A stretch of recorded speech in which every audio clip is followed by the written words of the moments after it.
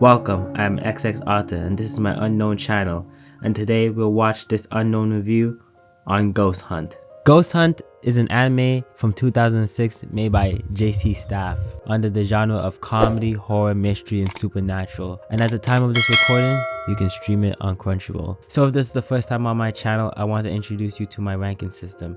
At the top we have the S tier ranking, the best of the best anime that I've watched, and everything in between. And at the bottom, we have the I tier, meaning I would never watch this ever again. And we have some hidden tiers in between that will show itself once an anime is worthy. I'll also do the same tier ranking system for each segment of the video, accumulating in the final score. But what are the segments that I will cover? Story, characters, sounds, cinematography, animation, themes, and then lastly, I'll give a judgment on the anime, and I will give you a takeaway on what I will implement into my own writing. But why should you listen to me and what I have to say? Because I'm an anime consultant with over 15 years of anime watching experience with more than 600 completed series, over 11,000 episodes watched, and with a diploma in film, anime is my passion. Now that you know the rules, ikuzo. The story follows Mai Taniyama, a 16-year-old high school girl born on July 3rd with the blood type B, the height of 5'1" feet or 155 centimeters. She was one day telling ghost stories to her friends at school, but she was interrupted by our second main protagonist, Kazuya Shibuya, or known throughout the rest of the story as Naru. Naru is the guy you want to be, president of the Shibuya Psychic Research Company at age 17. The way he gets business throughout the anime, he's stacking money to the ceiling. He was called to the school by the principal to investigate the ghost story surrounding the abandoned school building. And the very next day, Mai goes into the building, and while in there, due to circumstances, Naru's assistant Lin gets injured, putting him on standby for the most of the first arc. Down a man, Naru hires Mai to make up for Lin's absence, thrusting her into the paranormal world and professional ghost hunting. But how is Ghost Hunt pacing? Ghost Hunt will cover 7 arcs for the whole 25 episodes, with an average of each arc being 3 to 5 episodes. And as the show goes on, the ghost hunts become more intense and quote-unquote more scary. World building. It's set in the early 2000s Japan, in and around schools, sometimes in rural areas, most of the times in some sort of mansion or big house. In terms of ghosts, the ghosts are real. They're very real. And at first they start off doing stuff like pushing people and just doing some misdemeanor behavior. Later on the show, they start becoming more of felony behavior. Characters. Where'd I start with I hate her. Let's start there. She falls into the trope of a semi-useless female that was quite prominent in the early 2000s for female characters that I hate very much. Now, she isn't completely useless as she tries to help the others who are more capable than her, and I understand that she's young and inexperienced when it comes to ghost hunting, but there are instances like in episode 6, I got my receipts, people. I marked this down. I got my receipts to why I don't like her. Like in episode 6, around the 3-minute mark, Hoshu is getting attacked by spirits. Mind you, Hoshu is a monk. He knows how to deal with the situation. But Mai decides that her useless ass would be helpful to a rundown there, where she opens the door immediately. She immediately gets choked out by the spirits. The spirits immediately start choking her out. Hoshu then proceeds to 2v1 clutch against the spirits and Mai, because Mai is a liability, so she's not helping. She's a liability, so it's a 2v1 for Hoshu. Like playing rank, you have to carry your teammates. He's playing rank, Hoshu's playing rank right now, and he has to carry for Mai. It's crazy work. The other instances where they tell her not to get hit by some spirits, she just instantly gets hit by a spirit, right? Another instance that pisses me off is that she's confirmed to have psychic capabilities, and when they're doing a ghost hunt, she has multiple visions about the case, but instead of saying anything about her visions, she doesn't say anything to Naru or anyone, causing the case to go on longer than it needed. However, I will give credit where credit is due. Practically in the last of 2 arcs, which are the most serious by the way, in these arcs she really does lock in and utilizes her psychic capabilities more effectively, combining them with the chant that Hoshu taught her. Ultimately, she gains a better understanding in her roles in the group. So she does have a character arc from being completely useless to a little bit of a reliable force in the group. But the second main character, Naru, might be the GOAT. If you have a crush on Naru, if you're a girl and you have a crush on Naru, let me tell you something. Naru is so Japanese, like in a traditional Japanese sense. He's nonchalant, stoic, he doesn't communicate his feelings at all, but he gets shit done. If you're gonna be a character that doesn't say much and thinks down on most, he better have that dog in him. And let me tell you something, Naru got that dog in him. I mean, he's just a little too perfect, but that's not a good thing or a bad thing. But for the age of 17, he has his own company and seems to make very little mistakes. But in my eyes, that is not a real issue in the story when every character is so flawed that you need someone to shine above the rest. Supporting cast. Hoshu. Hoshu is the monk of the goons and is the third most capable of the group. I genuinely like his character. He's cool, he's chill. Lin. Lin is a real Hong Kong ride or die for Naru with extensive knowledge of the ghost and the situations they get put in. There's an argument that has to be made that Lin is more capable than Naru, but let me know in the comments if you think Lin is more capable than Naru. John is a random Australian priest that seems to be Catholic. So here's a little world building for you.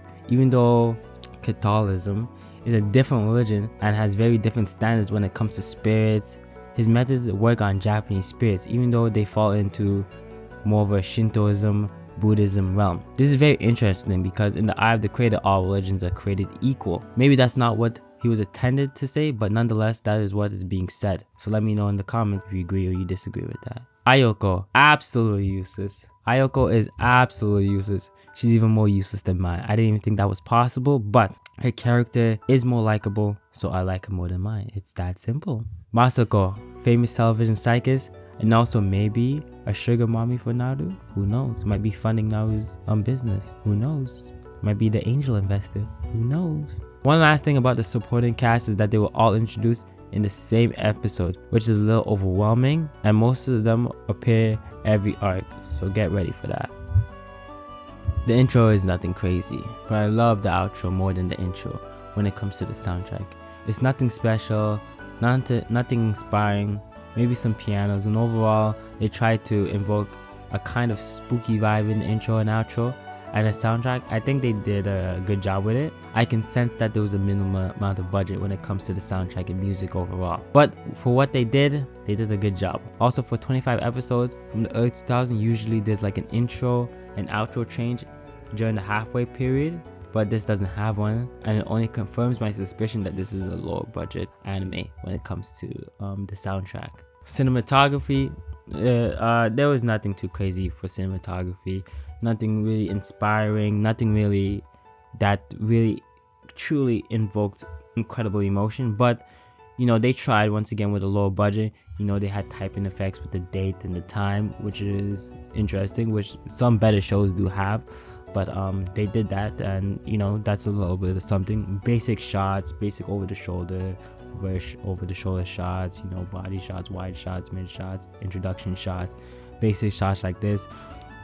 While they did have some black and white backgrounds to convey emotions, right, which is easier to edit, right, for the animators, right, but it does convey emotion, so they did try with that, right. And sometimes they did have black and white filtered for maybe like when they were saying something in their heads. By far the most creative part, and when they took the most creative liberty, and when they took the part where they took the most cinematic approach to Ghost Hunt was the dream sequences for Mai and Naru. They really did the best when making those dream sequences, and it really took a lot of cinematic experience, and they really put it all together, which is wonderful. Animation, the animation quality stays consistent throughout the entirety of the anime. However, the benchmark isn't high as the show is a lower budget anime. That being said, the animation did what it needed to do. It moved. It wasn't bad. It wasn't bad that it was distracting, which is the important part, which is what carries the show, the story, where the animation was just a vehicle for it. Themes. What did I get out of it? What are my personal opinions on the themes? What did I get out of these themes? Throughout the story, Mai, Naru, and the goons learn to work together and adapt to each other's strengths and weaknesses, which in a deeper plane, I believe the meaning of this is friendship. However, on a deeper plane of friendship, just learning the weaknesses of your friends and understanding it and being able to communicate to each other to provide each other with the best strength possible is a theme I'm getting from Ghost Hunt. My personal take. I thought Ghost Hunt was overall a fine watch. While I didn't like Mai, but thanks to the plethora of characters in the cast, her spotlight wasn't too emphasized, minimizing her overall effect on Ghost Hunt. Ghost Hunt is also a nice way back to what people were watching when they weren't watching Bleach or Naruto in the early 2000s. Or for many, it's a comfort watch. A semi-low budget anime that told an okay story with okay characters with okay music. From the rest of my view, you can almost guess where I'm going to put this on my tier list. But Ghost Hunt will have the pleasure of being the first anime on my tier list. I'm giving Ghost Hunt a D on the tier list. Now, D might sound bad, but taking that there are 5 other tiers lower, so I just thought Ghost Hunt was moderate. I wouldn't visit it again or recommend it unless it fits someone extreme niche. Right, so giving Ghost Hunt a D is the equivalent of a 6 out of 10. On Mal, the show is damn near an 8. Ghost Hunt is damn near an 8 if you're rounding up, right? It's like 7 something, right? 770 something, which I think is misleading because that would mean it would stand on par with the likes of Parasite, which it doesn't at all. Maybe you liked Ghost Hunt and you're looking for something else. I would recommend in the horror genre, I'd recommend another. In the mystery genre, I'd recommend Darker Than Black, and in the supernatural genre, I'd recommend Noragami. Now, remember, I'm an anime consultant. If you want more in-depth look at what anime I think would work better for you, make sure to DM me on my socials and we can get something set up. And lastly, how will I implement what I've learned from Ghost Hunt into my writing? What I will take away from this story is that I'm going to be writing a character that, if I'm going to be writing a character that doesn't know about the world and its power system, then to write them in a way that doesn't make them feel useless. You know, make them bring value to other characters that know what they're doing. Cool characters like Naruto can work, but they must be very competent and make very few mistakes.